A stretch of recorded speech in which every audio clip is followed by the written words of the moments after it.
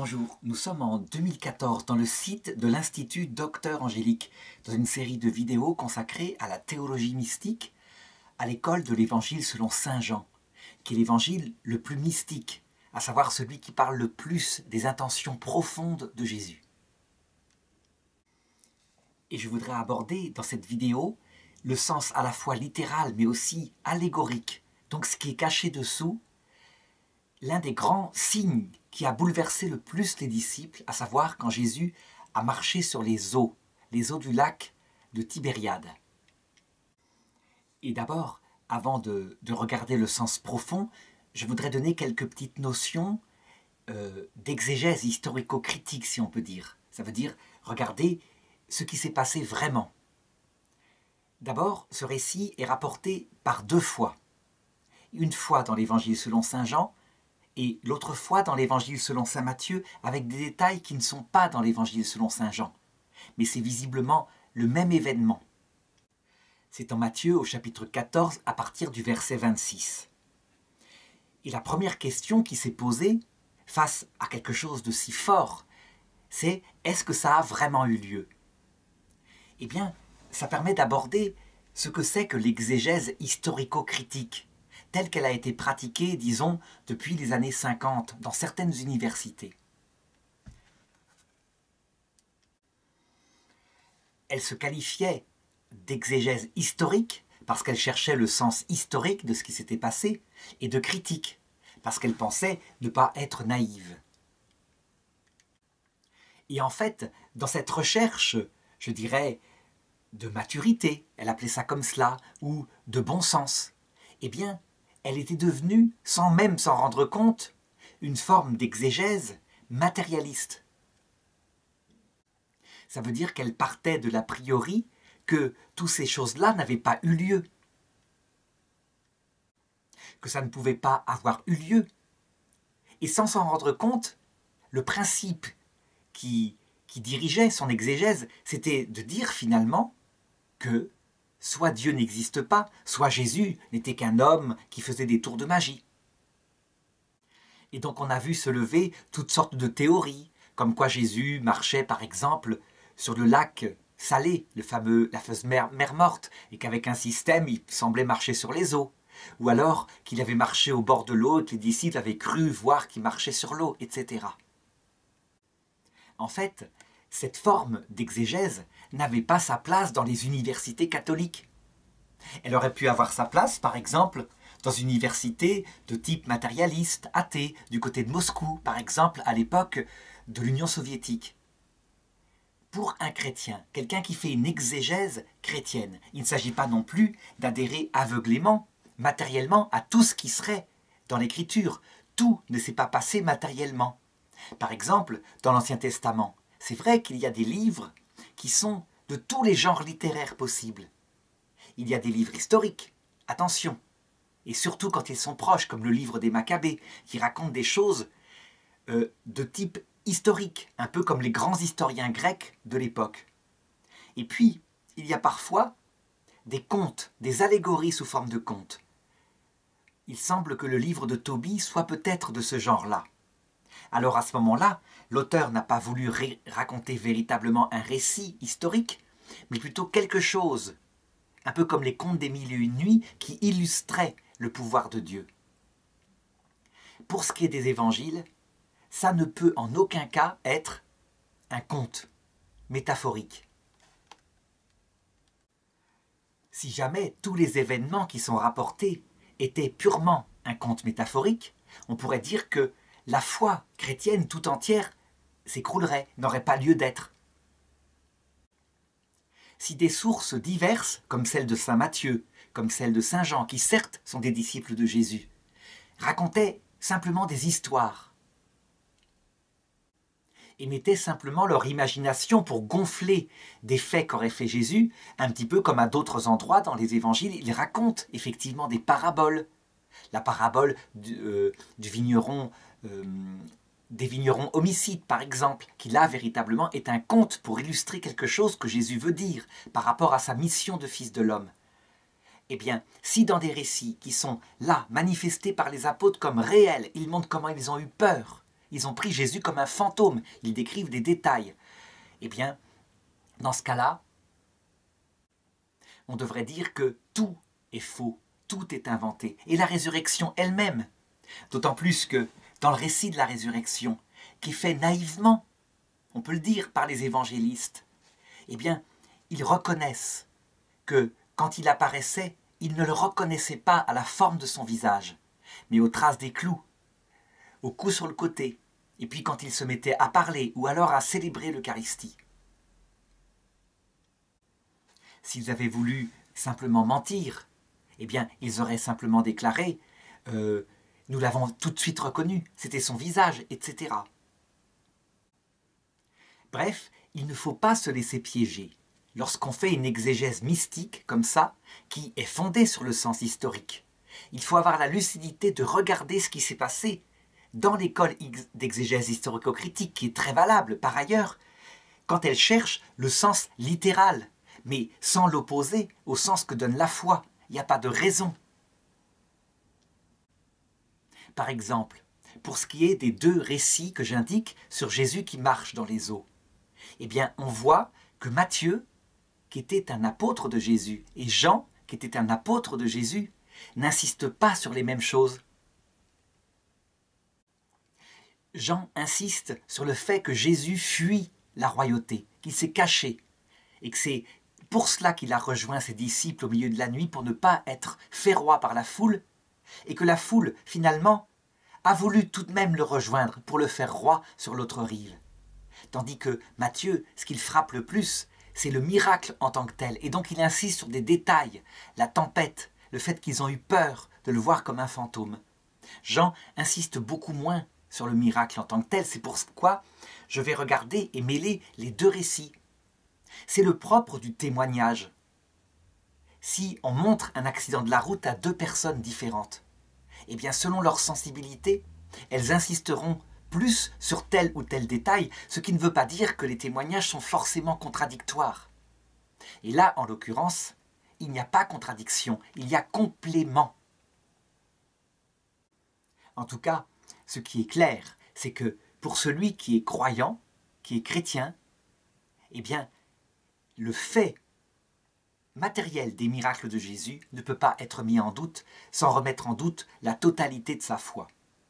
Donc ceci étant posé, il faut maintenant aborder le texte de Jésus. Du moins le texte raconté par saint Jean et qui raconte ce qui s'est passé.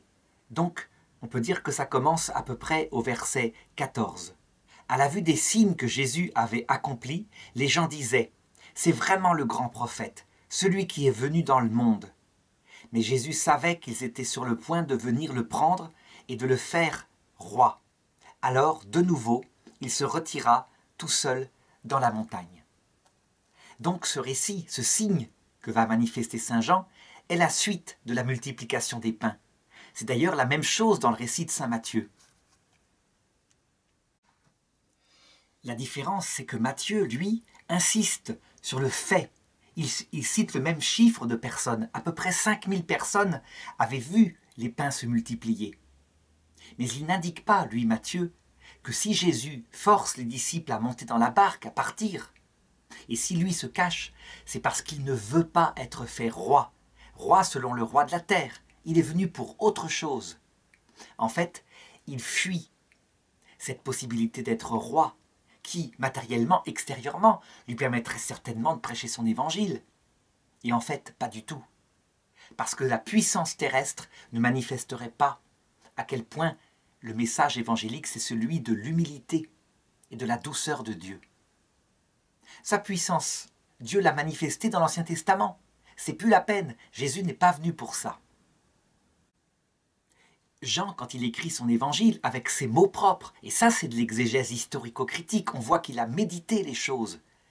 Il a compris, en regardant le début de l'Église, alors qu'il a sans doute plus de 80 ans, que c'était la tentation fondamentale. Faire les choses à la manière des hommes, selon un pouvoir, une puissance terrestre. Et il a compris aussi l'ambiguïté des signes et des miracles. Parce que les gens, du coup, viennent à l'Église, ou viennent aux apôtres, et venaient déjà à Jésus, non pas pour entendre la parole qui donne vie, mais pour recevoir du pain, pour voir des choses curieuses, pour s'amuser parfois. Jean a dû le constater aussi lorsque la petite église, la jeune église, a commencé à évangéliser. Les Actes des Apôtres racontent comment, au tout début, les apôtres avaient un pouvoir extraordinaire pour faire des miracles. Par exemple, quand Saint Pierre passait dans les rues, eh bien les malades étaient mis au bord de la rue, ne serait-ce que pour que son ombre touche les malades parce qu'ils étaient guéris. Et donc forcément, les apôtres étant, je dirais, infiniment moins spirituels que Jésus, bien qu'ils avaient été revêtus du Saint-Esprit, eh bien, ils avaient dû se prendre les pieds parfois dans la tentation de croire que ça venait d'eux, alors que la puissance venait de l'Esprit Saint. L'Esprit Saint, plus tard, leur avait mis véritablement l'enseignement qu'avait donné Jésus, à savoir se méfier de cette royauté terrestre qui n'est que du vent. On sait que vers la fin de sa vie, par exemple, Saint Pierre, qui au début était délivré de la prison par des anges qui ouvraient toutes les portes, mourut en passant un long séjour en prison à Rome sous le roi Néron, tout seul, dans la nuit intérieure de l'esprit, sans doute. Et aucun ange ne vint le délivrer. Ce fut la mort par la crucifixion. Et le pire de sa mort, c'est que il se rendait compte que quelques jours avant, il avait fui ce martyre pour essayer de sauver sa vie. Au point que Jésus lui était apparu, qui montait vers Rome pour être crucifié à sa place. Donc cette épreuve intérieure était la chose importante. Par là, il était en train d'acquérir ce qui compte dans l'Évangile, un cœur tout humble, un cœur qui se reconnaît pécheur. On est bien loin du tout début de son apostolat, évidemment. Eh bien, est-ce que Saint Jean va mépriser les miracles en disant ils ne servent à rien? Pas du tout. Ça serait un autre excès. Mais les miracles charismatiques que fait Jésus, eh bien, il a été montré par la tentation au désert qu'ils étaient ambivalents, que le démon pouvait s'y mettre facilement. Mais de toute façon, Dieu en fait, lui-même, Jésus en fait, il est Dieu, et les apôtres en font au début, à condition tout de même qu'il ne soit que l'initiative qui permet aux foules de venir et de les conduire peu à peu vers la foi. Le but étant que cette page d'ouverture nécessaire se prolonge après dans une phase de construction intérieure. Ça se passe finalement dans la foi exactement pareil comme dans un amour, un jeune couple le plus fervent possible.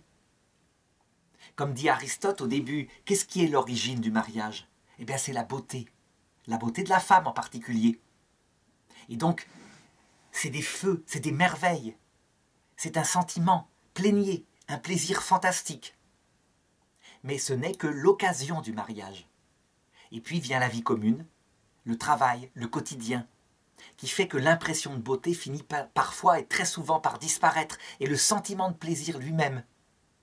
Et c'est là où normalement doit se passer l'évolution de l'amour du couple. On aime l'autre et on s'aime réciproquement, non pas à cause de cette séduction du début, qui est quand même importante. Si elle n'était pas là, il n'y aurait jamais eu mariage. Mais à cause des qualités de l'autre, du pardon échangé. Donc il y a une croissance de l'amour, c'est la même chose, c'est la place des miracles au début.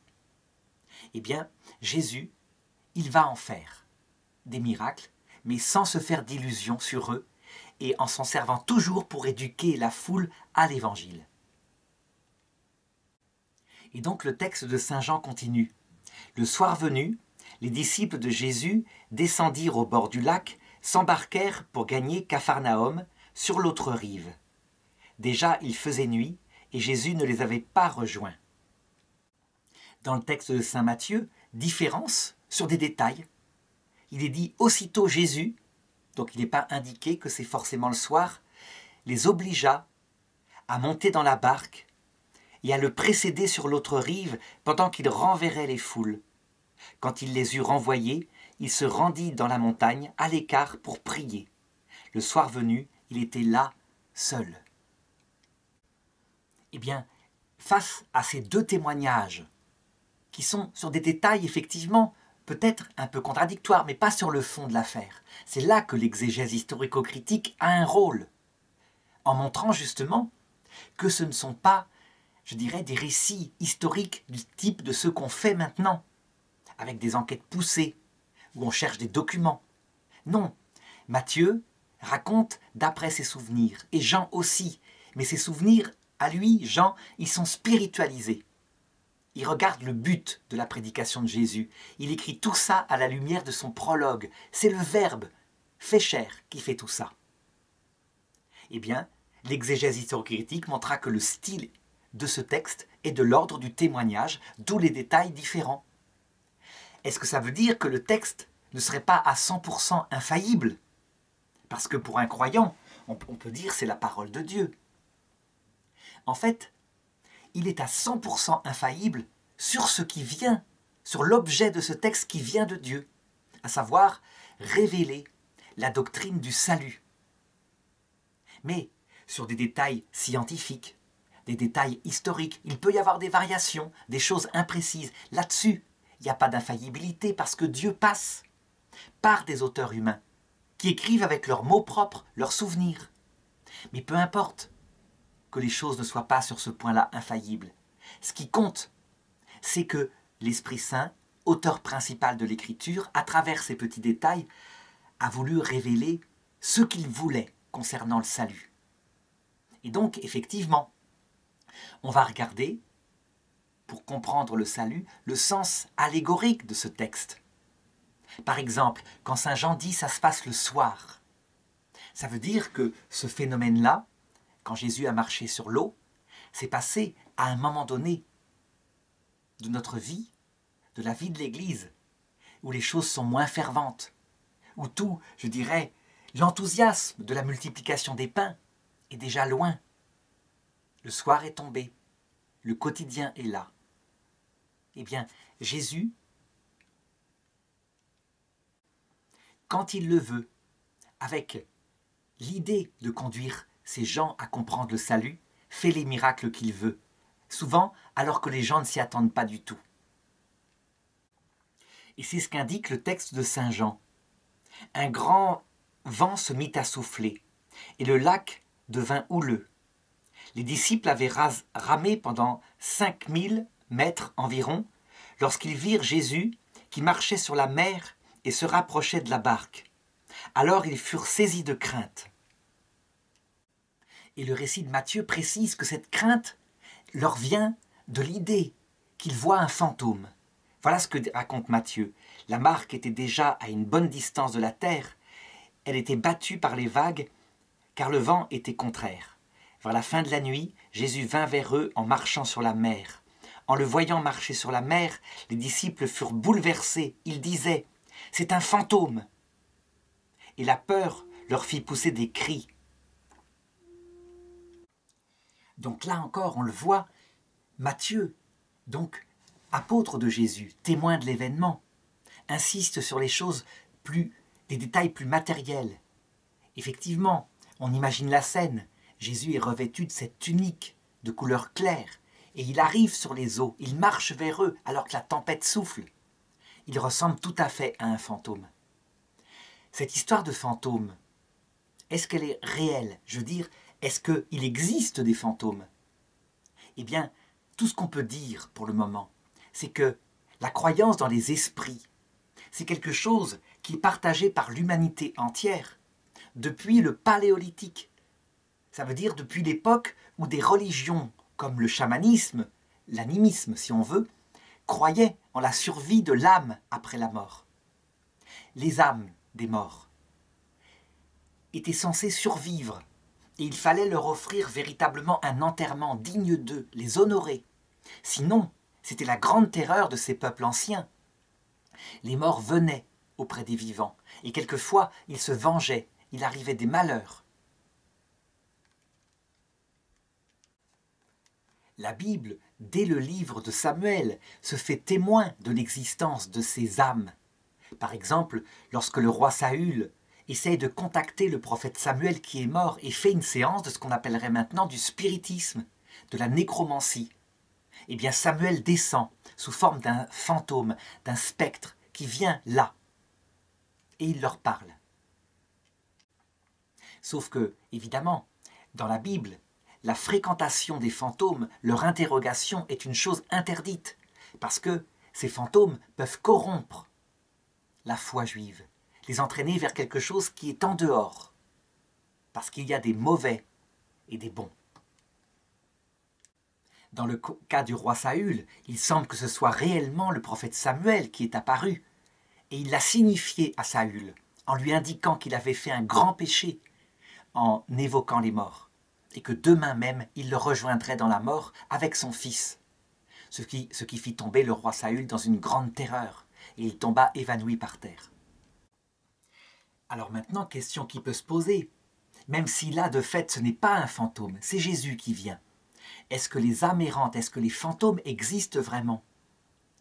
Eh bien, je dirais que la théologie catholique ne s'y oppose pas, que les théologiens travaillent, mais que très souvent, ceux qui pratiquent le ministère d'exorcisme sont confrontés à des présences qui ne partent pas par l'exorcisme. Donc, lorsque un phénomène arrive dans une maison, un bruit, une présence, eh bien, factuellement, expérimentalement, beaucoup d'exorcistes se rendent compte que ce n'est pas toujours le démon. Il y a d'autres formes de présence.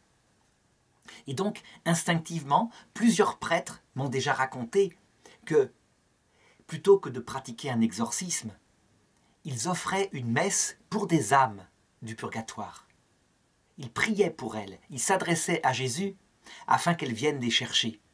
Et qu'il arrivait souvent que le phénomène s'arrête aussitôt, ce qui indiquait qu'il y avait autre chose, donc peut-être effectivement l'âme d'un mort, ce qu'on appelle un fantôme. Tout le problème dans ces histoires-là, c'est qu'il faut un discernement. Parce que un bruit dans une maison n'est pas forcément un phénomène surnaturel, ça peut être un effet tout à fait naturel, comme par exemple un hibou qui marche dans le grenier, un oiseau de nuit. Il faut du discernement. Il y a même des causes, parfois, qui sont liées à sa propre peur. Et c'est ce que raconte le livre de la sagesse. Il raconte comment des gens qui s'étaient passés de Dieu, qui n'avaient donc pas de sens à leur vie et qui étaient dévorés par toutes sortes d'angoisses, allaient voir des médecins pour essayer d'être délivrés de ce mal-être perpétuel qu'ils avaient en eux. Et là, le livre de la sagesse parle de ces médecins en disant qu'eux-mêmes étaient malades des mêmes maux qui atteignaient leurs patients. Et la nuit, ils voyaient passer des spectres sifflants, des serpents autour d'eux, des apparitions morbides. Eh bien, en l'occurrence ici, ces fameux spectres sifflants ne sont peut-être pas des fantômes réels, mais plutôt le fait d'une imagination fiévreuse, dévorée par l'angoisse, d'un homme dont le cœur n'est pas pacifié en ayant un but à atteindre, un port d'attache, à savoir la vie éternelle. Souvent, l'athéisme, parce que le livre de la sagesse décrit un phénomène d'athéisme, en laissant le cœur de l'homme vide, insensé, alors que l'homme n'est pas comme un animal. Il a besoin de savoir ce qu'il fait sur terre, où il va après la mort. Et bien très souvent, il laisse la place à toutes sortes de phénomènes comme cela, qui ne sont pas de réels fantômes, mais plutôt des peurs exacerbées. Tout le discernement de l'exorciste, de celui qui soigne au point de vue chrétien, consistera donc à discerner les esprits. Qu'est-ce qui vient d'un phénomène naturel, soit un bruit dans la maison, soit une peur intérieure de la personne à cause d'un mal-être psychologique? Qu'est-ce qui vient ou qui peut venir de l'esprit d'un mort qui serait présent? Qu'est-ce qui peut venir d'un esprit révolté, un démon, qu'on aurait par exemple par imprudence évoqué en faisant comme le roi Saül du spiritisme? Et le texte de Saint Jean continue. Alors ils furent saisis de crainte. Mais Jésus leur dit, « C'est moi, soyez sans crainte. » Les disciples voulaient le prendre dans la barque, mais aussitôt la barque atteignit le rivage à l'endroit où il se rendait.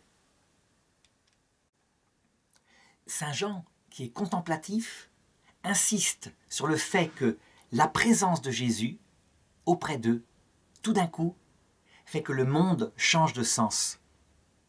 On peut dire que ça ressemble un petit peu à ce qu'ont vécu Adam et Ève au Jardin d'Éden. Le Jardin d'Éden, c'est notre propre terre, avec une foison d'animaux. Mais attention, des animaux qui se dévorent entre eux, qui ne sont pas différents des animaux de maintenant. On croit souvent que lorsque saint Paul dit « c'est par le péché d'Adam et Ève que la mort est entrée dans le monde », il vise la mort en général, donc la mort des plantes, la mort des animaux. Pas du tout. La parole de saint Paul vise la mort de l'homme et de la femme. Ils ne devaient pas mourir, à savoir que Dieu devait venir les chercher et les mener au ciel par assomption, alors que la biologie aurait fait son œuvre, qu'ils auraient eu des enfants et que l'heure était venue. Ce qui est entré dans le monde, c'est donc la mort de l'homme et de la femme. Dieu n'est pas venu les chercher et leur biologie a terminé son œuvre comme naturellement. Eh bien, à partir du moment où ils ont péché, en restant dans le même monde extérieurement, ce monde devenait une sorte de lieu terrible. Pas un enfer, mais un lieu terrible. Comment ça se passe? C'est très simple. Le regard qu'on a sur un paysage est dépendant profondément de l'état de notre âme, de l'état de notre psychisme. Et ça, tout le monde a pu en faire l'expérience. Si quelqu'un est profondément angoissé, avec des idées noires, et qu'il voit un paysage magnifique, eh bien il arrive que ce paysage n'ait aucun effet. Il ne voit pas sa beauté, mais bien au contraire. Tout est gris, tout est triste, tout est lourd. Mais si quelqu'un a le cœur joyeux, paisible, eh bien un ciel gris, une tempête elle-même, peut paraître absolument paisible. Or, ce qui donne la stabilité au cœur, fondamentalement, c'est pas le fait d'avoir une vie de famille équilibrée. Ça, c'est important, évidemment. Mais on le sait, lorsque la vie de famille marche excellemment, à un moment donné, l'idée que cette famille peut disparaître parce que le temps passe, parce que la mort peut frapper, fait que l'angoisse dans le cœur, la tempête peut revenir. Comme disait Aristote, ce qui rend l'homme heureux sur terre, c'est certes l'amour d'amitié, donc en l'occurrence la famille, les enfants, des amis. Mais ça ne suffit pas. Il disait, il faut un minimum de sagesse. Ça veut dire de compréhension de ce qu'on fait sur terre, une réponse aux 3 questions. D'où est-ce que je viens radicalement? Qui suis-je fondamentalement? Où est-ce que je vais après la mort? Et si la réponse est fondée, je dirais, sur quelque chose de solide, à savoir, je viens d'un créateur qui m'a voulu, et après la mort, il y a un destin, c'est certain. Il veut quelque chose puisque l'âme survit. Eh bien, déjà, même pour un philosophe païen comme Aristote, une certaine paix, une stabilité intérieure se met en place. Lorsque c'est le message de Jésus, qui va bien plus loin qu'Aristote, qui répond à toutes les questions, eh bien, c'est comme si la tempête qui entoure notre âme, symbolisée par cette barque, où sont présents les 12 apôtres, ça veut dire toute notre psychologie, toute notre vie, aussitôt, elle arrive à son terme. Le port est atteint, parce que la certitude que cette vie a un but, aussitôt change la donnée. C'est comme si la tempête s'était calmée. Et ça, c'est un sens allégorique qu'on peut lire en lisant le récit de Saint Jean, qui va droit au but. Le Christ apparaît dans ta vie, tout de suite, ta vie se calme. Mais on pourrait appliquer ce sens allégorique à l'Église elle-même.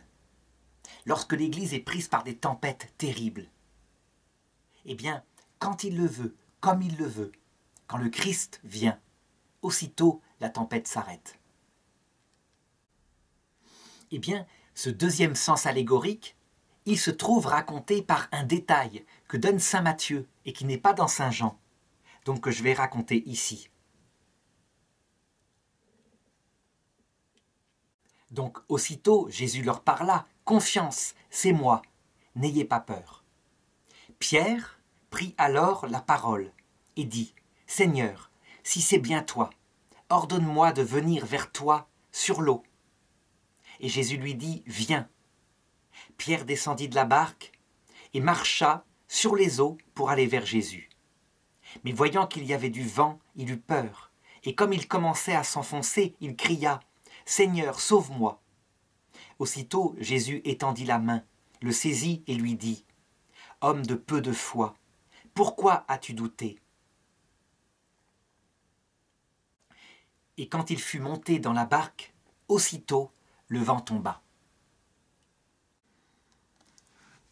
Ce détail-là, qui n'est pas en Saint Jean, permet de voir que ce texte, même au sens littéral, ouvre à plusieurs sens allégoriques, comme le faisaient les pères de l'Église. Et on a par rapport à cette histoire où Saint Pierre est au cœur, un sens allégorique qui a été donné, qui est célèbre dans l'Église catholique, qui a été donné par un rêve venu à un saint canonisé appelé Saint Jean Bosco. Il a vécu au XIXe siècle, en pleine période où l'Église était attaquée de toutes parts en Europe par la franc-maçonnerie. Ça veut dire par un groupe actif, organisé, humaniste, mais souvent athée, matérialiste, qui considérait que la foi de l'Église était trop prégnante sur la société et était une simple superstition. Et donc Saint Jean Bosco raconte qu'un jour, il fait un rêve terrible. Il voit l'Église sous forme d'une barque, secouée par la tempête de tous les côtés, et qui manque de couler. Et autour d'elle, il y a d'autres chrétientés, sous forme de bateaux, qui se dispersent, qui s'éloignent. La barque de l'Église catholique, sur elle, il y a le pape, habillé en blanc, qui est là, et qui ne sait pas quoi faire. Qui agit comme il le peut. Et alors que la barque va sombrer, certainement, il se place de chaque côté de la barque comme deux colonnes blanches, surmontées de deux formes blanches. Et Saint Jean Bosco, dans son rêve, reconnaît le Christ d'un côté, sous forme de l'Eucharistie, et de l'autre côté, la Vierge Marie, la Mère de Dieu.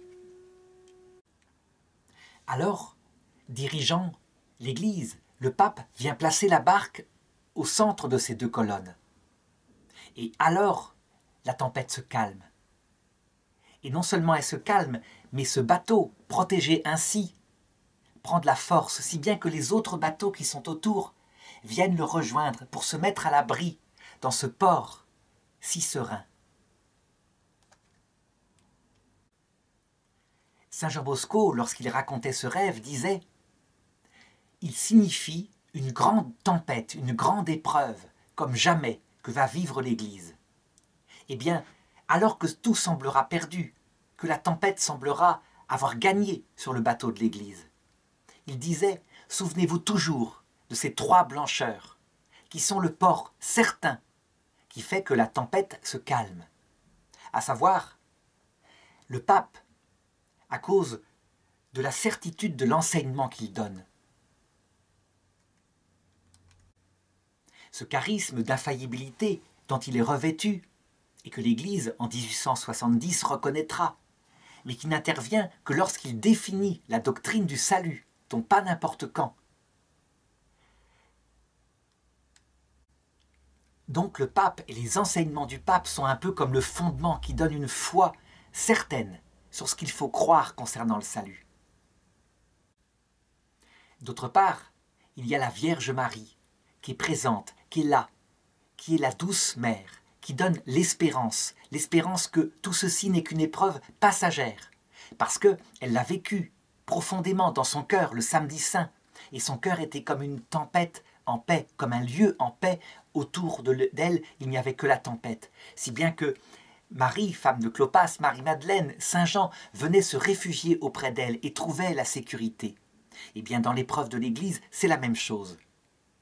Et puis, évidemment, il y a le Christ, qui est vrai Dieu et vrai homme, qui doit toujours être fréquenté par la prière, le cœur à cœur de l'oraison. Et quand l'Eucharistie existe, lorsque l'épreuve ne l'a pas supprimée, par l'Eucharistie, par la messe, où il vient réellement descendre dans le cœur afin que l'oraison se prolonge. Lorsque les trois blancheurs sont là, la foi, l'espérance et la charité sont solidement confortées, et alors il se fait la paix, une paix mystérieuse, mais une paix réelle, dans les plus grandes épreuves. Et le récit de saint Matthieu montre comment Pierre, qui symbolise ici non pas le magistère infaillible, mais plutôt l'Église visible, eh bien, face à cette tempête terrible, cette terreur qu'il a eue du fantôme qui semble s'approcher, a tout de même demandé à marcher sur les eaux. Il essaye de croire. Il fait comme il peut.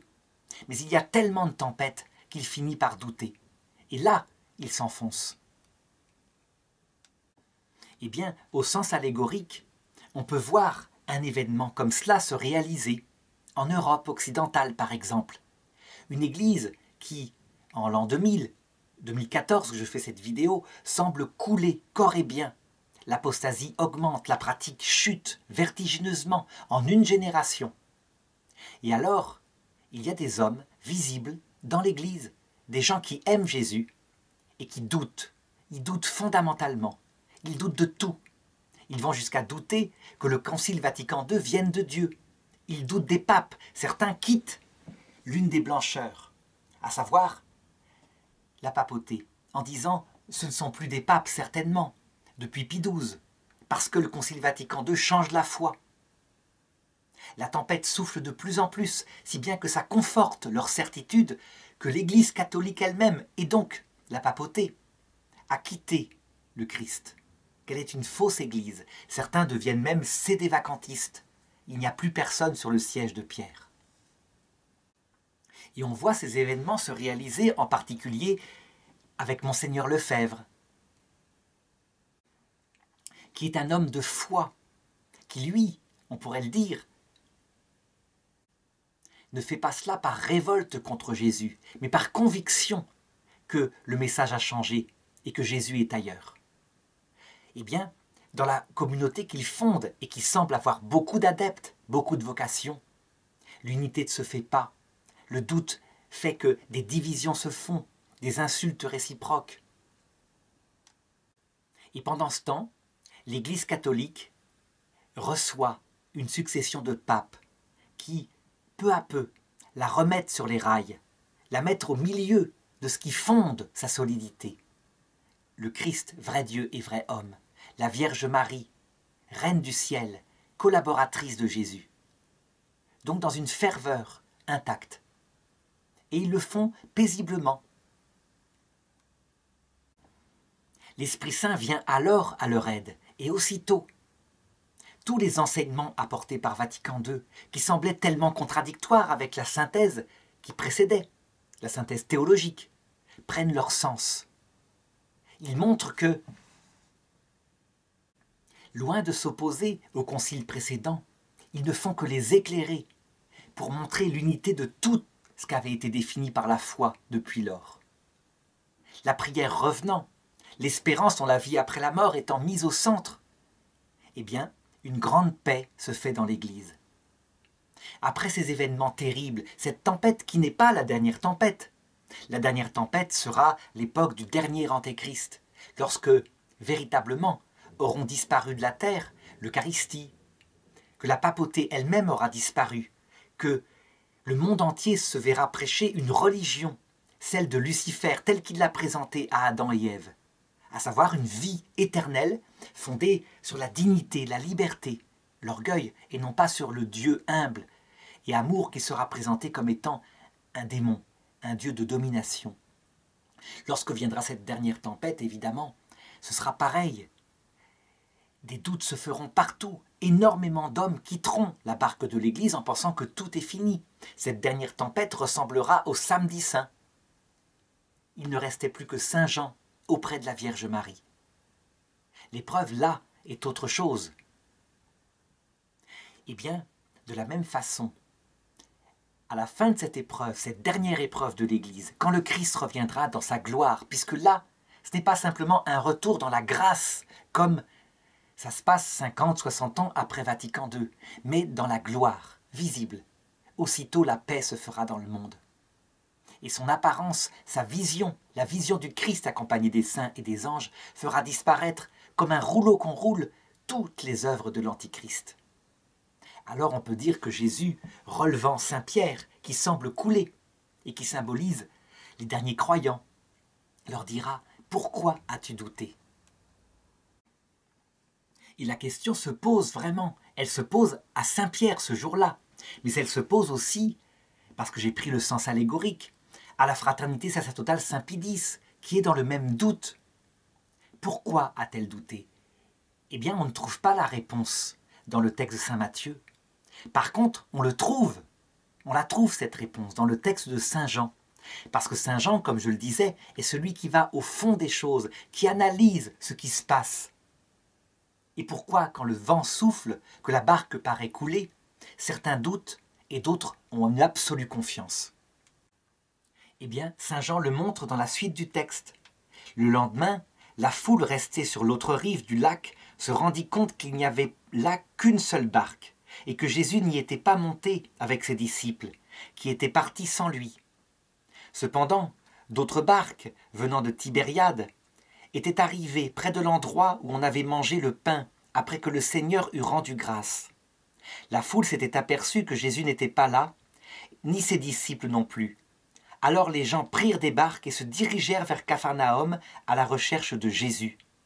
L'ayant trouvé sur l'autre rive, ils lui dirent « Seigneur, quand es-tu arrivé là ?» Et Jésus leur répondit « en vérité, je vous le dis, vous me cherchez non parce que vous avez vu des signes, mais parce que vous avez mangé du pain et que vous avez été rassasiés. Ne travaillez pas pour la nourriture qui se perd, mais pour la nourriture qui se garde jusque dans la vie éternelle, celle que vous donnera le Fils de l'homme, que Dieu le Père a marquée de son empreinte. » En fait, lorsque le doute vient, c'est toujours parce que, extérieurement, tout semble perdu. Extérieurement, le Concile Vatican II arrive en même temps qu'une crise, celle qui suit les 2 guerres mondiales, à savoir un rejet par l'Europe occidentale de valeurs traditionnelles, l'amour de la patrie, l'amour de la discipline, l'amour même de la religion, parce que elle a donné, en apparence, cette valeur, ces valeurs, ce culte des valeurs, elle a donné les 2 guerres mondiales.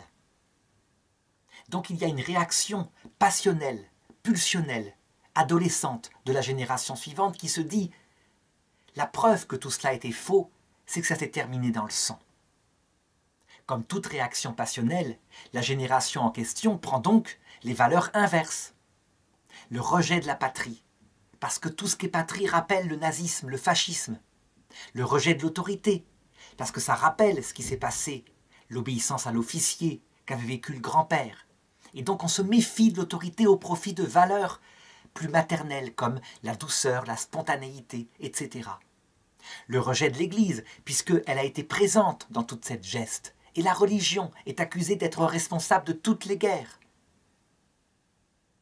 C'est une épreuve qui arrive conjointement avec Vatican II, et qui fait qu'en Europe, effectivement, on peut croire que ça vient de Vatican II, d'autant plus que le clergé, qui est sorti lui-même du peuple, eh bien, se met à interpréter en Europe Vatican II à la manière de cette crise qui date des années 60, en disant « Regardez, ce qui compte, c'est le bonheur sur terre, s'occuper des pauvres et non pas vouloir conquérir le monde. » Ils mettent au service de cette interprétation qui est un humanisme sans Dieu, une sorte de bonheur terrestre, ils mettent en avant certains passages de Vatican II coupés de leur contexte.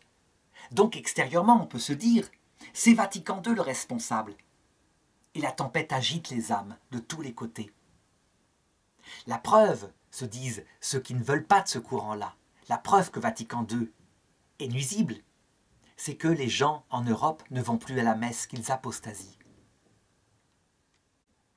Ainsi, le critère de discernement de l'Évangile pour ces personnes qui doutent et qui quittent l'Église, c'est le succès extérieur. Si le succès extérieur est là, se disent-ils, c'est donc que l'Évangile est prêché, comme il le faut. Et si il y a l'échec visible extérieurement, c'est donc que l'Esprit Saint a quitté l'Église. Eh bien, les choses sont ambiguës. Le succès extérieur, il aurait fait que Jésus, ce jour-là, serait devenu roi. Et il ne l'a pas voulu. Par contre, quand le succès n'est pas là, eh bien les gens doutent. Ils s'en vont. Et c'est pourquoi il leur dit, c'est parce que vous cherchez du pain. Et il aurait pu leur dire, c'est aussi parce que vous voulez me faire roi, roi extérieur. Mais la victoire que donne le Christ, indique saint Jean, c'est une victoire qui n'est pas aussi petite que ce succès extérieur. Elle est infiniment plus grande. C'est la victoire pour la vie éternelle. Et donc, lorsqu'arrive un moment d'épreuve, où tout semble insensé, celui qui aspire à ce qui est proposé véritablement par le Christ, la certitude que, lors de son apparition, à l'heure de la mort et à la fin du monde, tout sera manifesté comme étant vainqueur. Le Dieu unique vaincra. Si ce n'est pas fondé sur l'espérance, mais sur l'espoir immédiat de résultats visibles, eh bien les gens sont dans la tempête, ils doutent, ils ne comprennent pas ces épreuves, qui en fait, profondément, purifient le cœur de l'Église, le rendent plus humble. C'est ce qui se passe après les 2 guerres mondiales, après Vatican II. Il en ressort une Église purifiée, finie son espérance de gloire terrestre. Et là, profondément, on le voit dans le catéchisme de l'Église catholique, au numéro 676, elle comprend que la gloire que Dieu lui veut, c'est une parole qui passe malgré l'épreuve, malgré le mépris du monde.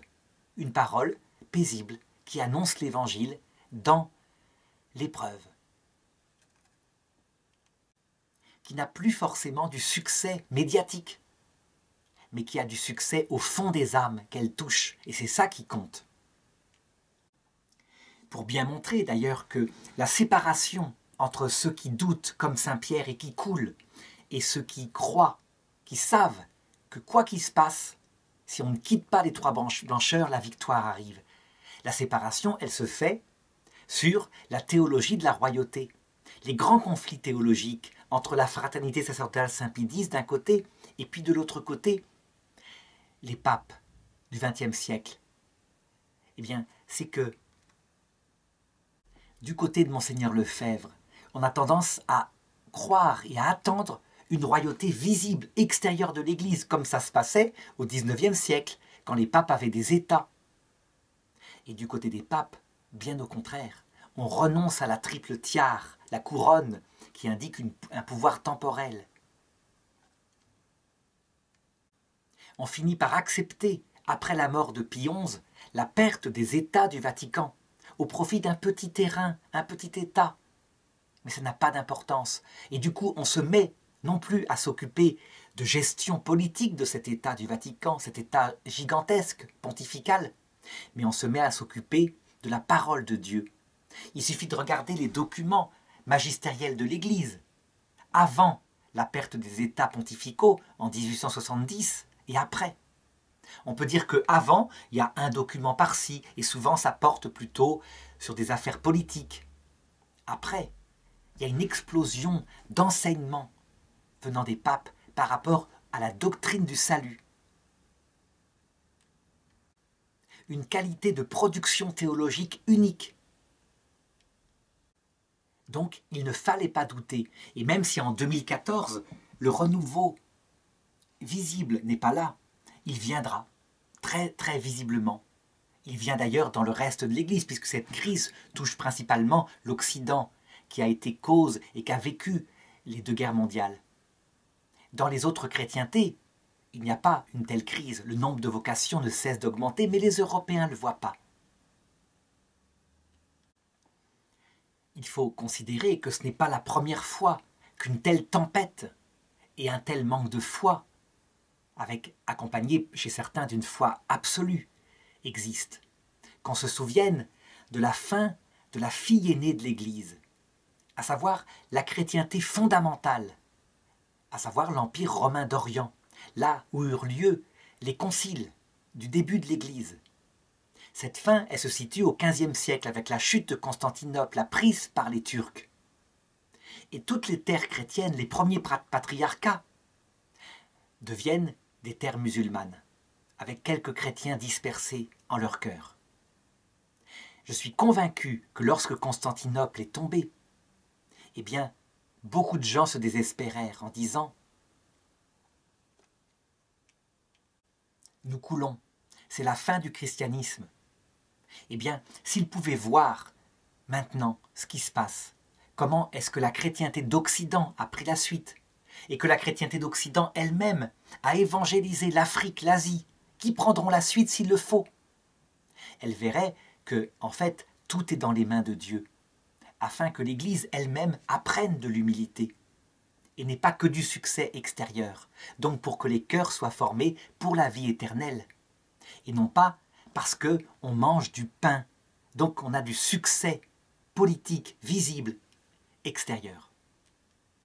Et c'est pourquoi Jésus ne travaillait pas pour la nourriture qui se perd, mais pour la nourriture qui se garde jusque dans la vie éternelle, celle que vous donnera le Fils de l'homme, lui que le Père a marqué de son empreinte.